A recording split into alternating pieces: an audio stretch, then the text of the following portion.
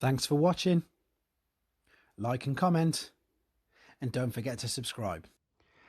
Hello everybody, this is Toys R Us, and for this special movie figure showcase we're going to be looking at the 2007 Decepticon Barricade.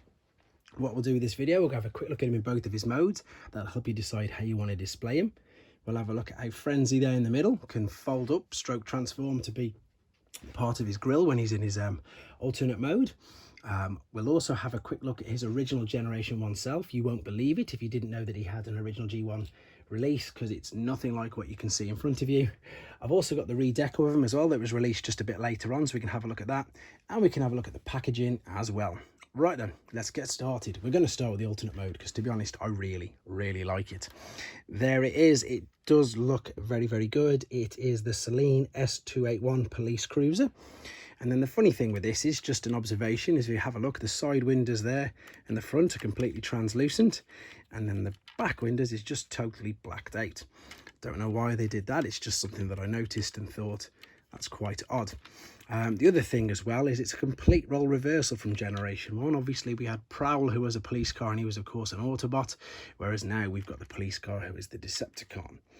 The alternate mode again looks really good. The wheels and obviously tyres are all plastic. They do roll though. You've got lots of good playability with it there. And the other thing as well is it's really good at hiding and I suppose disguising the fact that there's a robot underneath it. So we've got a grill here. This folds down like so, leaving a gaping hole. But then we've got Frenzy, as he was called. He's actually got a bit of articulation there as well in his arms and in his neck. But we can transform him, stroke just basically fold him up like that, and then this slots into the car. Oh, I've put it upside down. You can tell it's been years since I've done that, and it sits in place there. This can also be put in when he's in robot mode as well. It doesn't make a difference. I suppose it's just a nice little bonus feature that they added. While we're looking at the little Frenzy, I'm going to show you something that if you didn't know or weren't aware that he had a Generation 1 release before him, you're going to be quite stunned, because here is Barricade Generation 1. Ooh, there he is.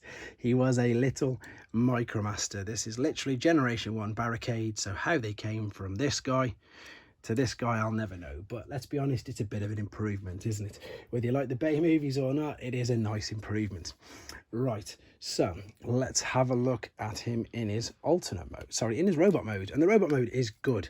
I do actually really like this. Oh, we can bring the doors up as well on there if we want to. That's better. So we've got a brilliant head sculpt there. Nice red eyes. I suppose the negative is he doesn't have a neck. It's just all connected there as part of the bonnet stroke for the transformation process. He does have inordinately large arms, which can make it a bit difficult for you to balance him when displaying him, but they are on ball and socket shoulder joints. Same with at the hip, so you know there really is a lot of scope for display. And exactly that, you know, crazily enough, this figure already 2007, so it's 14 years old.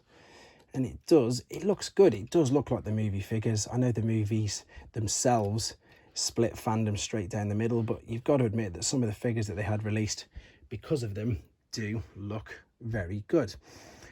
Before we have a look at the packaging, I just want to quickly show you that Hasbro at their very best doing redecos. We had the recon version. So this was where they did a paint deco.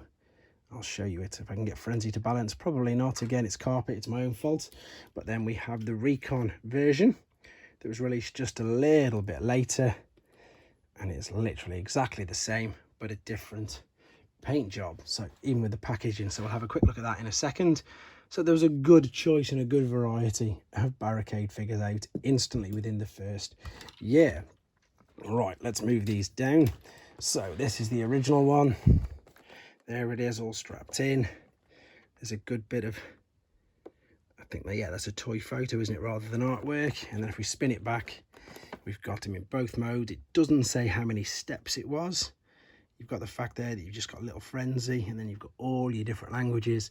And of course, at the bottom, it's showing you all the other figures. These must be like the first waves. Obviously, Jazz, Bumblebee, Scorpion, Ark and Brawl. I believe this was number 2. Don't know where it says it, but I've read that. So very early released, and then again a bit later on Recon Barricade, just different colors, exactly the same mold, redecoed everything. But again, nice thing. And for those of you who started collecting Transformers probably around this time and started collecting movie figures, unfortunately for yourselves, you'll understand that it's the shape of things to come. They do very often use the same molds over and over, but we still keep buying them. And to be fair, they're still good, aren't they? So we can't argue with them. But there you go. This was just a very quick showcase of the original movie Barricade figure. Again, can't believe it's 14 years old already. Hope you enjoyed looking at him. Hope it brought back some nice memories. And of course, please keep your suggestions, ideas and everything coming forward, and take care. Thanks for watching. Like and comment, and don't forget to subscribe.